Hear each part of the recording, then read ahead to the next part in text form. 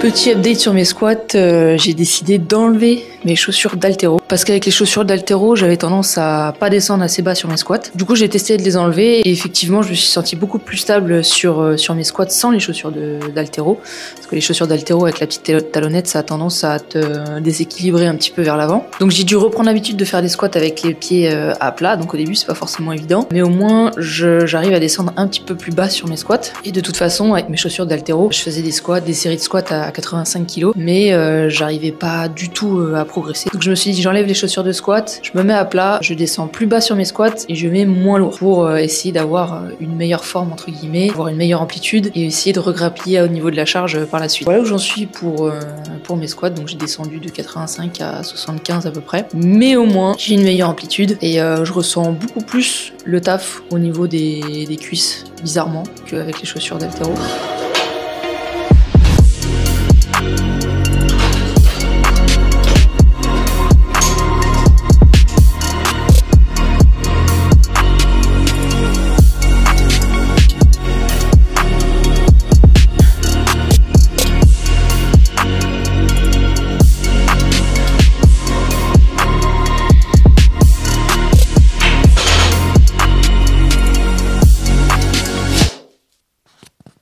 On peut noter aussi que l'héritier est en train de dormir, est en train de faire sa sieste.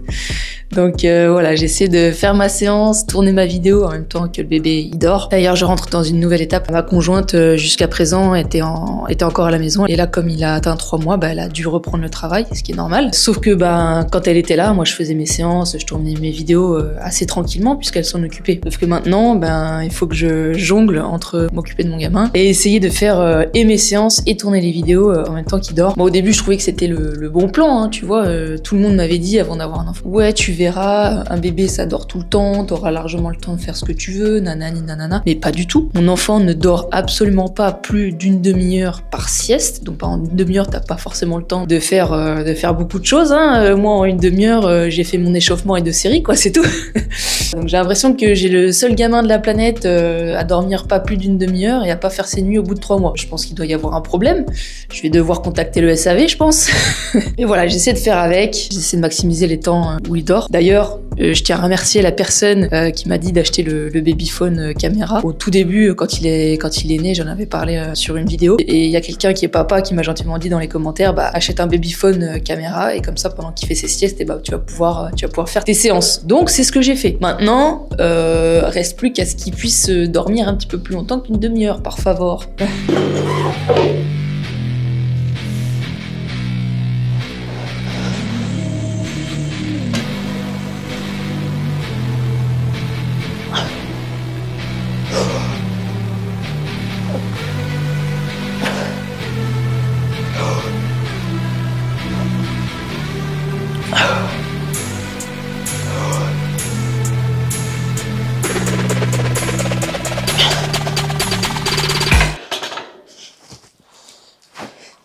D'ailleurs, en parlant de bébé, la dernière fois, je me suis fait la réflexion. Je cherchais en fait des influenceurs fitness ou des youtubeurs fitness qui avaient des enfants pour voir un petit peu comment ils s'en sortaient, comment ils s'organisaient dans leur vie de parents pour gérer et la vie de famille et les trainings, etc. Et j'en ai pas trouvé beaucoup. J'ai regardé un petit peu sur YouTube, etc. Et il y en a quelques-uns. Il y a par exemple Avenir de la chaîne Road to Saiyan qui a 2 enfants, mais il a pas vraiment parlé en fait de ça, comment il arrivait à coupler sa vie de famille avec ses entraînements et le fait de faire des vidéos, etc.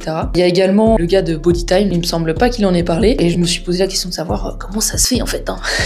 Je veux dire, c'est pas comme si les gars ou les meufs n'étaient pas en âge de faire des enfants. Je veux dire, par exemple les Nassim, les Sissi Mua, les Justine Galis, les Eric Flag, les Thibaut InShape, tous ces gens-là, je veux dire, ils sont quand même en âge de faire des enfants. Pourquoi il y en a aucun qui en a fait? C'est la question que je me pose. Alors je suis pas là à dire que voilà, au bout d'un certain temps, t'es obligé de faire des enfants, mais c'est quand même un truc récurrent dans le domaine du fitness en tout cas, d'avoir des personnes, j'ai l'impression en tout cas, qui font pas forcément beaucoup d'enfants. Ou alors c'est que j'ai mal regardé ou que je suis pas au courant, tout simplement. Ça se trouve, ils en parlent pas du tout. Ça se trouve, il y a plein d'influenceurs, etc. qui ont des enfants et qui en parlent peut-être pas forcément parce que ça a rien à voir avec leur métier, avec le sujet qu'ils traitent dans leurs vidéos. Est-ce que ça vient d'une peur en fait de devoir sacrifier entre guillemets une partie de ton temps pour justement gérer ta famille, tes enfants, etc.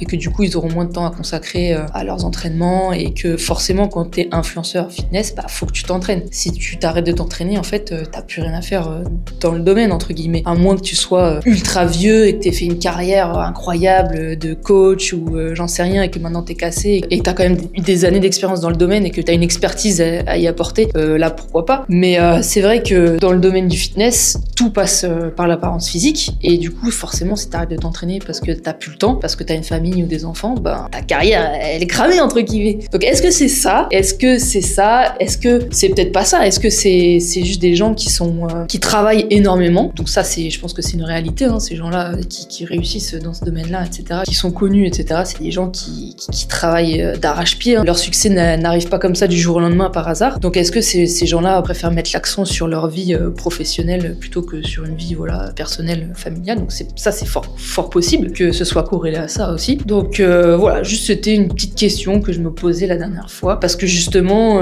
j'étais un peu en galère, hein, personnellement, avec la gestion du peu de sommeil qu'a mon fils. Et du coup, j'étais en train de me dire, bah, peut-être qu'il y a des gens qui en parlent, peut-être qu'il y a des astuces, des tips, des choses comme ça à mettre en place, j'en sais rien. Et du coup, c'est pour ça que j'avais été chercher ça. Mais voilà, j'ai pas trouvé grand chose, malheureusement. Donc, va falloir que je me débrouille, va falloir que je me démerde toute seule et que je trouve, voilà, une organisation à mettre en place. Donc après, je pense que voilà, là, c'est le tout début, hein. Ma conjointe, elle a repris que la semaine dernière. Donc je pense qu'avec le temps, j'ai trouvé une organisation. Et puis au fur et à mesure aussi que mon fils va grandir, je pense qu'il va commencer de plus en plus à se régler et à prendre des habitudes. Parce que là, pour l'instant, il est vraiment tout petit, donc il a pas vraiment d'habitude. Il a pas genre, telle heure, il fait la sieste, telle heure, il boit son biberon, etc. Ça n'existe pas chez lui. C'est le chaos. Donc je pense que voilà, en grandissant aussi, ça va peut-être s'arranger de ce côté-là. Donc c'est une petite période un peu difficile, entre guillemets, à passer et essayer de gérer le mieux possible. Sur ce, je vais continuer mes squats.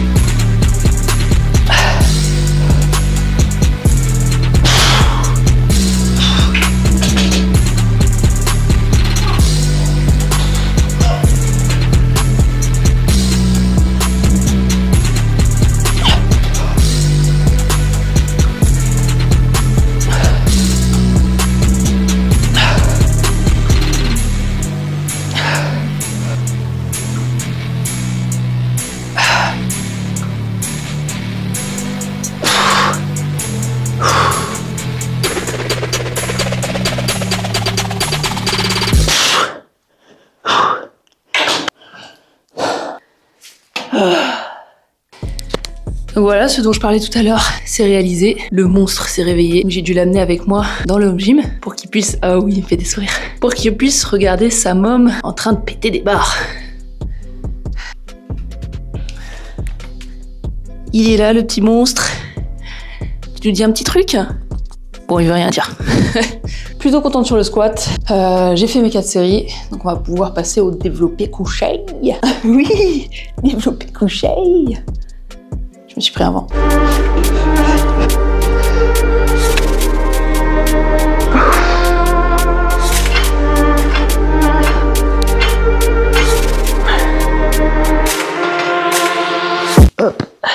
D'ailleurs, je vais en parler maintenant tant que j'y pense. J'avais fait une vidéo sur un petit peu les avantages et les inconvénients à s'entraîner en home gym, un bilan des 6 mois en fait où je m'entraîne en home gym, qui a eu énormément de succès, donc déjà je tiens à te remercier pour ça. Elle a fait plus de 4000 vues, ce qui est énorme pour ma chaîne. Donc j'ai l'impression que voilà, le home gym, etc. c'est un sujet qui t'intéresse. Donc pour une future vidéo, je pensais en fait demander aux abonnés de m'envoyer des photos ou des vidéos de leur setup, de leur home gym, pour que je puisse présenter ça voilà, dans une prochaine vidéo, voir un petit peu les dingueries que vous avez pu faire chez vous. Et éventuellement, ça pourrait donner des idées non seulement aux futures personnes qui veulent se lancer dans le projet home gym, mais également moi aussi peut-être. Si tu fais ton home gym, t'es en train de le créer ou si t'en as déjà un, envoie-moi photo, vidéo, présentation de ton antre. Donc j'affiche mon adresse mail juste ici, juste en bas, pour que tu puisses m'envoyer ça et que ça puisse apparaître du coup dans une prochaine vidéo. On va continuer tranquillement sur le développé couché.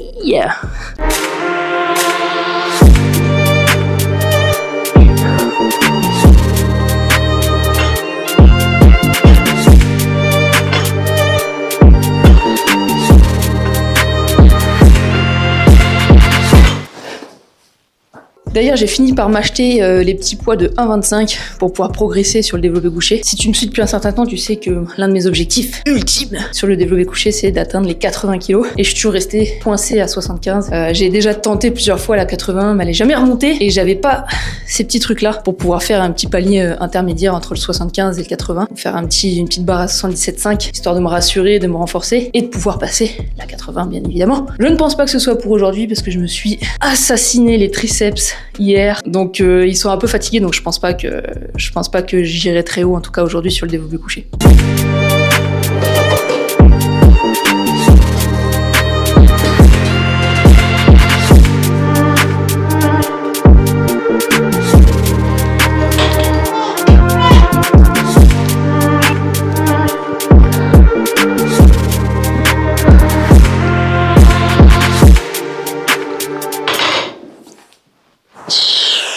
En ce qui concerne l'avancement du bulk, les dernières nouvelles que j'ai partagées sur la chaîne, c'était que mon poids était à 57,5. Ça a un petit peu avancé, pas énormément. Je suis passée de 57,5 à 57,9. Après, je suis redescendue. Là, ce matin, j'étais à 57,7. Ça avance, ça recule, ça avance, ça recule, mais dans l'ensemble, ça a tendance plutôt à monter. C'est très lent, très fastidieux, mais voilà, c'est en cours de téléchargement, comme on dit. Ça, c'est l'un des trucs aussi qui est compliqué à gérer quand t'as un petit bébé. C'est que forcément, ça demande énormément d'attention. Faut jouer avec, faut sans cesse être avec lui. Et t'as tendance à oublier du coup que faut que tu manges, faut que tu te fasses ta collation. Des fois, malheureusement, ça a tendance à sauter. Mais voilà, on fait avec. Dans l'ensemble, ça a quand même tendance à monter. Les charges aussi, par-ci par-là, au niveau des exercices, ont tendance à monter également. Donc ça, c'est plutôt cool. Et comme je l'ai dit dans la vidéo, pas précédente, mais celle d'avant, qui s'appelait Ultime Update, je ne montrerai plus mon physique. C'est pour ça que je reste en t-shirt jusqu'à la fin du bulk pour avoir l'effet de surprise. Je pense que je vais m'arrêter là, en tout cas pour cette vidéo. N'oublie pas, si t'as un home gym ou si tu connais quelqu'un qui a un home gym, dis-lui de s'abonner, dis-lui de m'envoyer photo, vidéo à l'adresse qui s'affiche juste ici. Et comme ça, tu pourras apparaître dans l'une des prochaines vidéos. Donc je te dis à la prochaine pour une nouvelle vidéo. Bye. Obligé de finir parce que le petit Bambinos, le pequeño Bambinos, il s'impatiente le Bambinos.